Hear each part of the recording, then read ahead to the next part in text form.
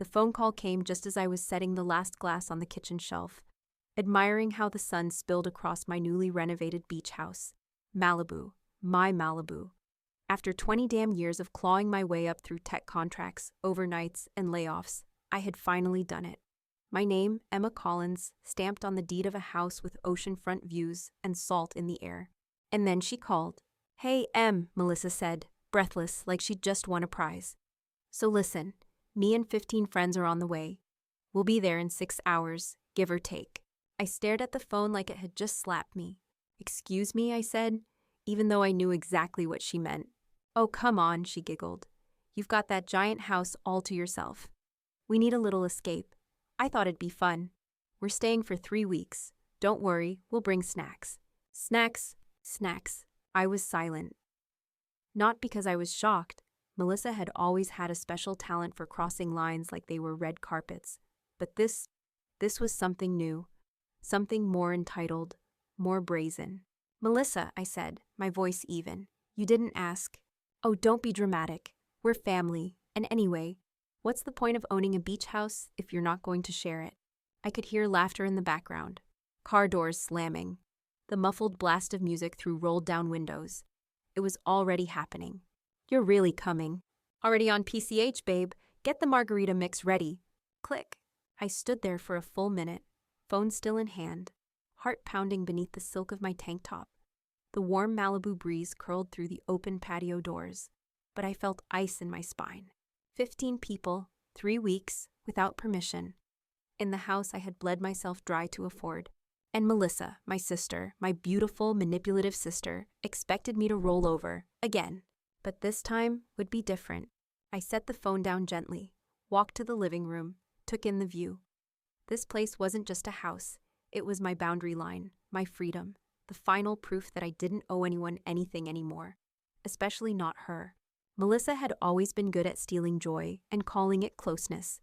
She was the kind of person who borrowed money like it was a compliment. The kind who'd throw a tantrum if you asked for it back. When our parents died, she told everyone she took care of me. In reality, she moved into my apartment, ran up my credit cards, and then left when I couldn't pay rent. She made me godmother to her kid, and then dumped every bill on me because you're the stable one. She cried at her wedding, made a speech about sisterhood, and then sent me the invoice for her dress fittings.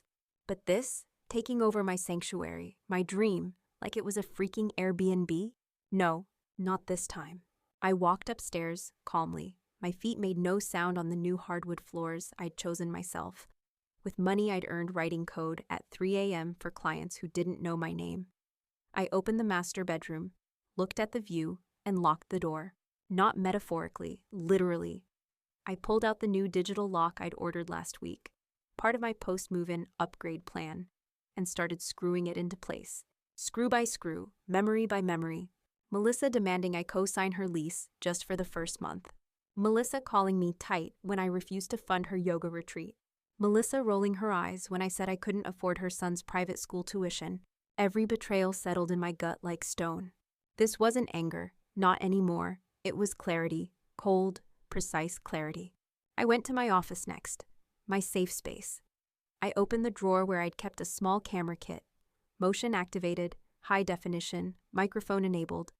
I'd bought it after the last time she visited and accidentally took my tablet and $200 in cash. I installed one in the kitchen, one in the living room, one facing the front door. Every lens was discreet, tucked between plants or mounted behind books. I connected them to the cloud and labeled the files Vacation Crashers. I wasn't just going to protect my space. I was going to expose her. Then I printed out my deed, framed it, and set it neatly on the coffee table. Right next to it, I placed a laminated copy of California's trespassing laws. I opened it to the section on uninvited guests and highlighted the penalties. Let them live stream, let them film their cute beach content. They'd be starring in a whole different kind of video soon. I Googled the non-emergency police number and saved it to my favorites. I called my HOA just to check on guest policies. I read up on local noise ordinances. I became an expert in boundary enforcement. By the time the sun dipped below the horizon, the house was ready. So was I. I sat on the patio with a glass of Cabernet, watching the first stars prick through the sky. I wasn't scared. I wasn't nervous. I was done being the nice sister. When the first headlights swung into the driveway, I didn't flinch. 5 SUVs, 15 people, flip-flops and tank tops and selfie sticks. Melissa stepped out of the lead car wearing oversized sunglasses and a smug smile. "This is gonna be epic," she shouted, pulling out her phone. "Guys, say hi to my followers. We're crashing the best beach house in Malibu, thanks to yours truly." I stood slow and calm and stepped inside. She had no idea what she was walking into. Let the vacation begin. Let the reckoning follow. The first thing Melissa did when she stepped inside my house was kick off her shoes. Onto my cream rug. Her friends followed, loud, laughing, dragging duffel bags like they were moving in. One of them tossed his backpack onto my couch without a glance. Another grabbed a La Croix from my fridge like it was a hotel minibar. I just stood there, arms crossed, watching the invasion unfold like it was some kind of social experiment. "This place is even better in person," Melissa squealed, spinning in a slow circle, arms stretched wide. "Guys, check out that view. Malibu, baby."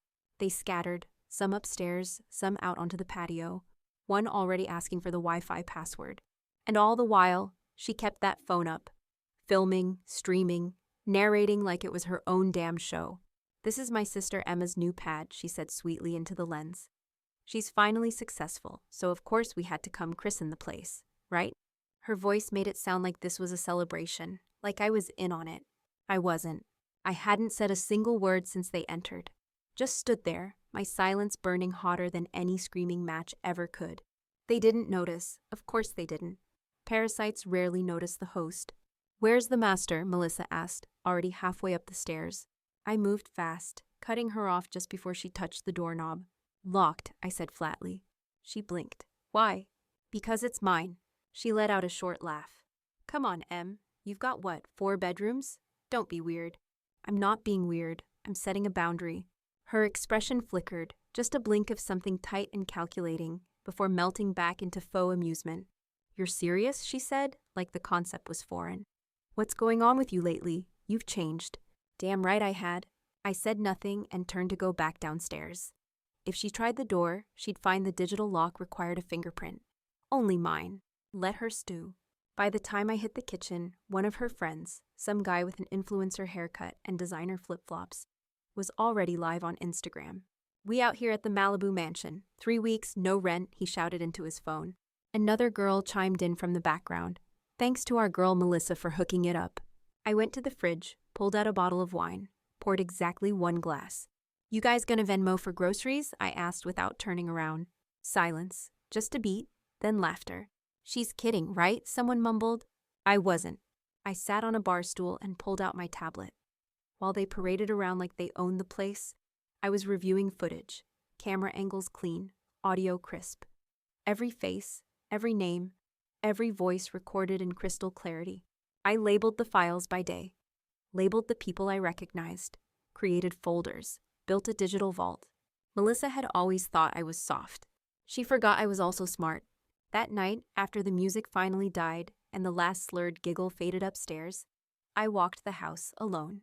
I cleaned up their cups, their trail mix, their wet towels on my hardwood floor. And as I picked up each item, I remembered. The time Melissa maxed out my credit card just until her next paycheck. The time I stayed up 3 nights helping her apply for a job, only for her to blow the interview and say I made it sound too serious. The time I begged her not to take Mom's jewelry without asking. She sold it anyway. And I remembered how I always forgave her. Because she was family. Because I didn't want to be the bitter sister. Because I was taught that good people give second chances. But giving her chances had cost me years. And now she was in my house, live streaming, laughing, treating my sanctuary like a free resort. No more. The next morning, I got up early, earlier than any of them. I walked the perimeter of the house like it was a fortress, checked the cameras, updated the settings, synced everything to cloud backups. I even programmed an alert. If someone entered a room they weren't supposed to, I'd get a ping on my phone. I made coffee. Strong, black. Sat by the window and watched the ocean, let the breeze clear out the poison that had seeped in overnight. Then I went back upstairs and took pictures. Of the beer cans in the guest bathroom, of the cigarette burns on the patio railing, of the wet clothes dumped on the wood floor. Evidence, I wasn't just preparing for a confrontation. I was building a case. By 10 a.m., they were up. Melissa came down in a silk robe, like she was a guest at a five-star spa. "Hey, Sleeping Beauty," she said cheerily. "You were up early. Got anything good for breakfast?" "I have eggs," I said. "You brought 15 people. You figure it out." She rolled her eyes. "You're so uptight lately. Seriously, what happened to the fun Emma?" She never knew me, not really, just the version of me that bailed her out. I turned to her, my voice calm, but clipped. "This isn't fun for me. None of this is." That look again, like I was a puzzle she didn't feel like solving. "Okay," she said slowly. "If this is about the guest list, I told you I'd keep everyone in line. I never agreed to any of this." Her tone shifted, just a hair colder. "You didn't say no, either." I laughed, sharp and humorless. "Because you never gave me a chance." She blinked. Her confidence faltered for half a second. Then she recovered. "Whatever, it's happening. Just relax." She turned away like that settled it, like I would just roll over again. Later that afternoon, she filmed a video by the pool. She used my chaise lounge, wore one of my swimsuits without asking, and posed like the house was hers. "This is my kind of healing," she said into the camera. "Ocean therapy, baby. Manifesting abundance." I sat in the kitchen, watching it all unfold on the livestream feed. The comments poured in. "Goals! OMG, I need this life. Where's this resort?" I stared at the screen, heart burning. They thought she earned this. They thought she was living some glamorous dream. She was leeching off me, again, and now broadcasting it to the world like she was a success story. I closed the app, sat very still. Then I smiled, not out of joy, out of sheer searing certainty. She had no idea how public this was about to become. And when the truth came out, when the world saw what she really was, I wouldn't raise my voice. I'd just hit play. By day 3, the house didn't even feel like mine anymore. There were towels draped over every railing, shoes scattered like landmines across my floor, and half-eaten takeout containers breeding bacteria on the kitchen counter. My fridge was empty. My patience was thinner than the Malibu morning fog. And Melissa, she was in full queen bee mode. Every time I passed her, she was holding court, on the patio, in the kitchen, by the pool, lounging like she was the owner of the house, not the woman squatting in it. She had fully embraced the role of influencer at her luxury resort. Her phone was practically glued to her hand, live streaming every second of her fake, curated dream life, to a growing swarm of followers who didn't know the truth. "This house is such a vibe," she said on camera, wearing my cashmere wrap like it was her own. Manifested this exact ocean view, I swear. I watched from the hallway, out of frame, feeling like a ghost in my own life. But the real punch in the gut came later that afternoon. I had just finished wiping someone's spilled margarita off my marble counter, sticky citrus and tequila clinging to my fingertips, when I heard her voice drift down from upstairs. "Okay, guys, wait till you see the master," she said, breathless with excitement. "This is where I'll be filming my yoga sessions. The light in here? Unreal." I froze. She was at the door. The locked door. I dropped the cloth and bolted up the stairs 2 at a time, heart pounding. She stood in front of the master bedroom, holding her phone up, filming herself with that smug, carefree expression she wore like perfume. "Melissa," I snapped, "that room is off limits." She turned, eyebrows raised. "Oh, come on, it's got the best light in the house. I'm not sleeping in there. I just need a quick reel. 2 minutes. No, my voice was flat, final. "Don't be dramatic," she said, brushing past me, hand reaching for the keypad. "You're being kind of possessive for someone who always used to." I stepped between her and the door. Her phone stayed up, camera still recording. "Jesus, Em, what's your problem?" "I already told you, this is my space. You don't get to waltz in just because you decided to bring a damn entourage and call it a vacation." The phone slowly lowered. Her expression shifted, just slightly, from fake charm to something colder, harder. "Wow," she said softly. "You're really going to act like this in front of my friends, in front of my followers?" I didn't flinch. "Yeah, I am." There was a pause, not long, just long enough for the heat between us to register. Then she laughed, not kindly. "You've always been so territorial. I thought you were finally happy, Em." Guess I was wrong. She turned on her heel and sauntered back down the stairs, shouting over her shoulder, "Whatever, I'll film in the guest room." Not like it matters. But it did matter. Not just the room, not the light, not even the damn yoga video. It was the disrespect. The assumption, the entitlement, the constant suffocating belief that what's mine is hers, because she deserves it, because I'm the sister who can handle it. I walked into the master bedroom, locked the door behind me, and leaned against it, breathing like I'd just finished a marathon. My hands were shaking. She hadn't even asked. Again, that night they threw a party. Not a get-together, not a quiet drink on the deck. A full-blown, house-shaking, bass-thumping party. Cars lined the street. Strangers poured in. Someone dragged a Bluetooth speaker the size of a suitcase onto the patio. The music pulsed through the walls, vibrating in my teeth. I stayed in my room, watching the chaos on the security feed. A guy I'd never seen before snorted something off my dining table. Someone cannonballed into my pool, soaking the lounge chairs. 2 girls filmed a house tour on TikTok, claiming it was Melissa's property. My house was becoming a viral backdrop for the worst kind of lies. And in the middle of it all, Melissa danced barefoot in a sequin dress, holding a red Solo cup in one hand and her phone in the other. 3 weeks in paradise, she shouted into the camera, drunk and dazzling. Thanks to family. Her voice dripped with false warmth. Like this was love, like she hadn't hijacked my life and turned it into content. The comments rolled in. Where is this place? Girl, are you rich now? Can I come? The likes climbed by the second. And me? I sat there, watching, boiling, breaking, because that was the moment I knew. She wasn't just using me. She was erasing me.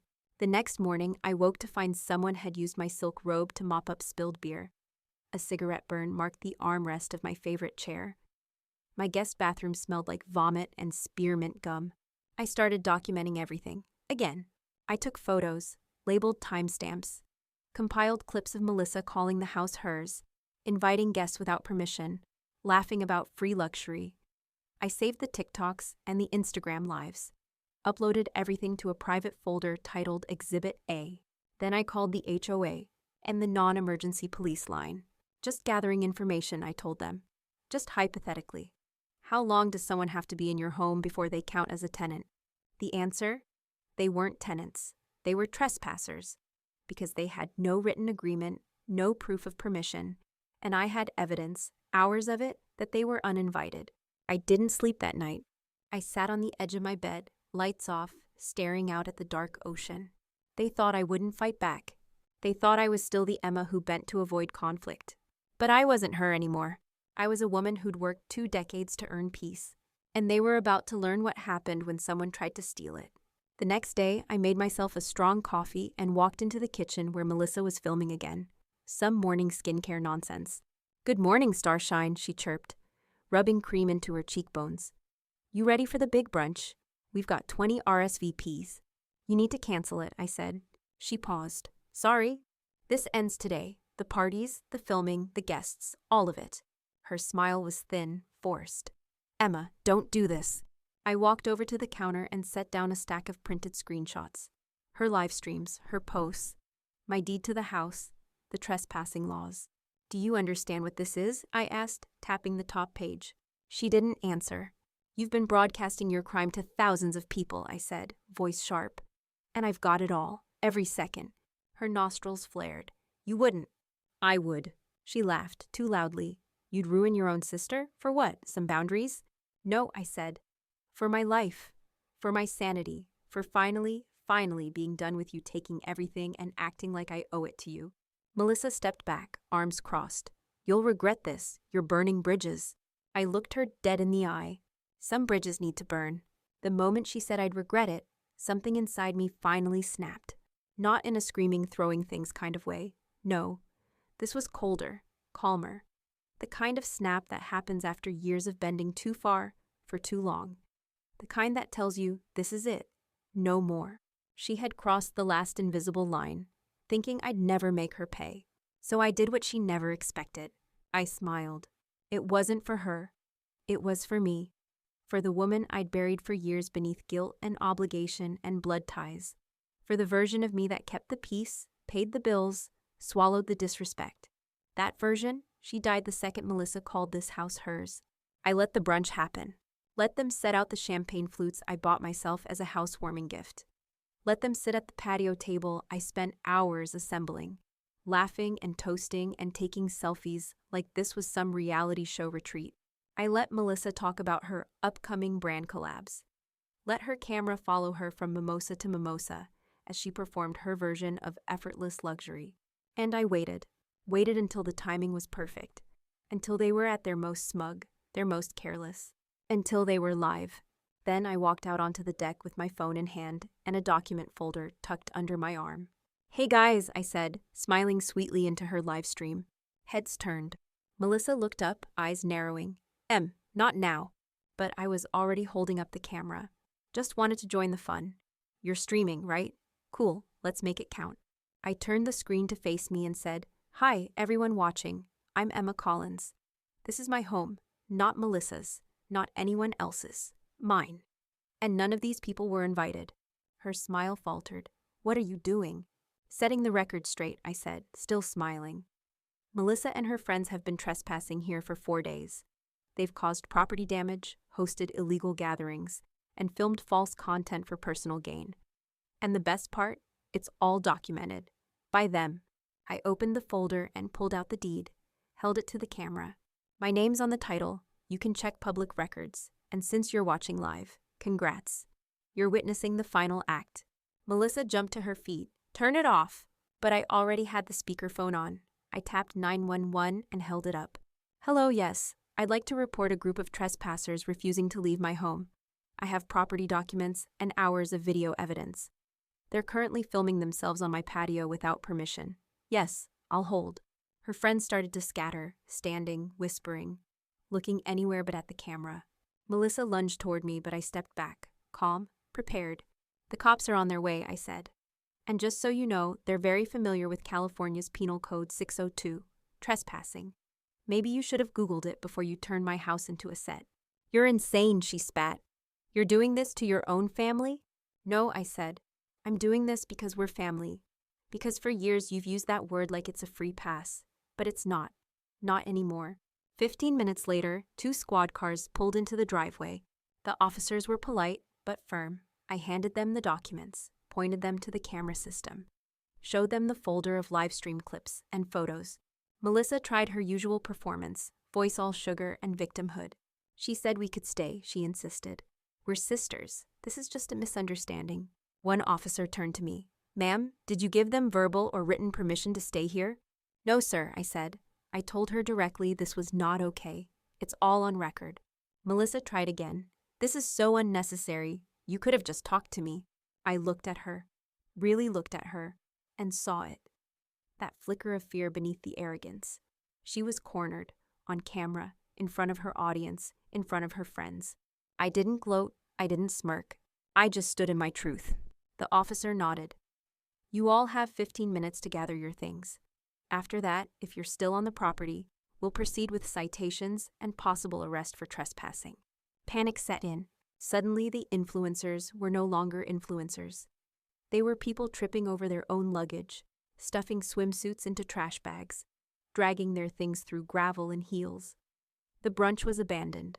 Mimosas tipped over, phones unplugged, ring lights collapsed. It was chaos. Beautiful, satisfying chaos. And the best part, it was still live. Melissa was the last to leave. She stood at the door with her sunglasses back on, lips pressed into a line, arms crossed tight over her chest. "This is going to come back to you," she said. "You'll regret making it public." I stepped out onto the porch, calm as the ocean behind me. "You already made it public. I just told the truth." She shook her head. "You lost your family today." "No," I said. "I lost you a long time ago. Today I just finally stopped pretending you were worth keeping." Her mouth opened, then shut. She turned away and climbed into the last car, slamming the door hard enough to rattle the windows. And then she was gone. That night, I sat on the deck alone. The breeze had returned, soft and salty, and the stars blinked above the water like they were winking just for me. I sipped red wine from a real glass, no solo cup, and let the quiet sink in. The house was mine again, not just legally, emotionally, spiritually. It was mine. I had reclaimed every inch of space she tried to occupy, every moment she tried to spin, every lie she streamed into the world. And the fallout? It came fast. Clips from the live stream circulated like wildfire. TikTok, Twitter, Reddit threads titled, "When the Free Vacation Gets You Arrested." People loved it. They weren't laughing with Melissa anymore. They were laughing at her. Brands she'd tagged? They ghosted her. Sponsors pulled out. Her account went dark for 3 days. When she returned, her followers had dropped by tens of thousands. The comments were brutal. "That house wasn't even yours? Imagine flexing stolen property. You're canceled, girl. Bye." I didn't celebrate. Not really. But I did feel something settle inside me. Not revenge, not even pride. Just peace. Because I hadn't stooped to her level. I'd risen above it. And when the moment came to act, I hadn't screamed or begged or pleaded. I'd simply told the truth, and let the truth do what it always does. Burn. A week after Melissa was escorted out of my house by 2 uniformed officers, I received a package in the mail. No return address, no note. Inside was a silver bracelet, tarnished, cheap. I recognized it instantly. It used to belong to our mother. Melissa had taken it years ago, swearing it was just for a while. I never saw it again, until now. It sat in my palm like a metaphor, a guilt offering maybe, a last-ditch plea for reconciliation, or worse, a final manipulation, packaged to look like peace. I placed it back in the box, walked down to the cliffside behind the house, and threw it into the ocean without a word. They say revenge is best served cold, but mine was surgical, clean, quiet, thorough, and most of all, public. In the days after the live stream went viral, everything about Melissa's online identity began to unravel. People started digging. Someone unearthed old Reddit threads where she bragged about staying in relatives' homes rent-free. Someone else posted PayPal screenshots from followers she'd scammed into sending money for fake wellness retreats. Her face, once filtered and adored, now trended under hashtags like Basha, fake guru, freeloader queen, and Malibu scam. It wasn't just a fall from grace, it was obliteration. I never posted a single thing. I never commented, never defended, never gloated. I just sat back, watched the digital world do what it does best, and let karma hit her on the way down. But behind the scenes, I was very busy. I reported every copyright violation tied to my house, video, photo, voice clip. Every single piece of content Melissa's friends had posted using my property was flagged and taken down. Then I contacted a lawyer, quietly, efficiently.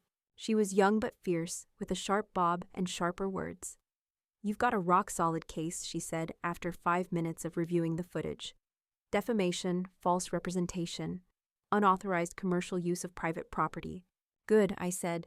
"I don't want money, I want consequences."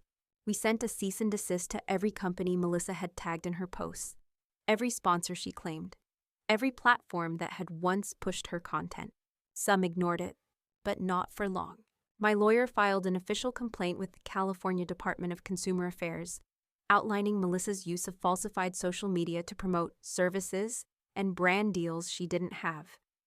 We submitted receipts, timestamps, footage, proof that she claimed to own a property she didn't, that she had profited off of it, and that she had deceived hundreds of people in the process. It wasn't just revenge anymore. It was justice. The final nail in the coffin came unexpectedly. A woman named Valerie reached out to me via email. "I saw your sister in that live stream," she wrote. "I used to work with her.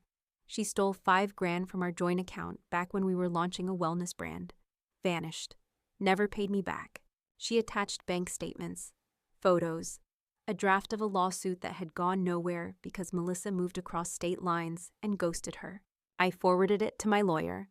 2 weeks later, Valerie and I joined forces on a class action case. Melissa wasn't just a selfish sister, she was a serial scammer. And now, she was visible. No more hiding behind filters and soft-lit beach clips. Her past had surfaced like oil on water. My phone rang one rainy morning, a blocked number. I let it go to voicemail. It was Melissa. Her voice cracked on the recording. "Emma, please call me. I lost my job. The PR firm said they can't have me associated with the brand anymore. People are messaging my kid's school. I didn't think it would get this bad." She paused, sniffling. "I know I messed up, I know. But this? You've ruined me. Is that what you wanted?" "No," I thought as I hit delete. What I wanted was for her to stop ruining me. The neighborhood HOA held a meeting the following week. I arrived early, sat near the front. One of the board members pulled me aside afterward, eyes wide. "We saw everything," she whispered. "You handled it with so much class. Just so you know, we've officially banned your sister from the property. She's flagged on our visitor list. If she sets foot on this street again, we'll call the police." I thanked her, walked home under a sky bleeding orange and lavender, and for the first time in years, I felt safe. Months passed. I repainted the patio, replaced the broken lounge chairs, reseeded the lawn where someone had scorched the grass with a hookah. The house came back to life. So did I. I started writing code again, not for a paycheck, but for me. I built a small app that helped homeowners manage visitor permissions and security footage. I launched it anonymously. It caught on, got attention. A venture capital firm reached out. I never told them the app was born out of betrayal. I didn't need to. All they saw was a woman who knew her worth and had the receipts to prove it. And Melissa? Last I heard, she was working at a mid-tier marketing agency in Arizona under a new handle, trying to rebrand. Most people had forgotten her. But not everyone. Every time she tried to rebuild her following, someone would drop a link to that video. The one where the cops showed up. The one where her lies caught up to her. The one that reminded the world, you don't steal from someone and expect silence. She faded. I thrived. Not because I won loud, but because I won smart. One night I stood on the balcony, wine in hand, the ocean whispering below me. The house was quiet, clean, still mine. A notification pinged on my phone. An email. Subject line: podcast interview request. Resilient women who reclaimed their power. I laughed. Not out of cruelty, but because they didn't even know the half of it. Still, I replied. Sure, I typed. Let's talk. And I signed it with the name that had taken me 20 years to defend properly. Emma Collins, homeowner, survivor, and no one's victim ever again.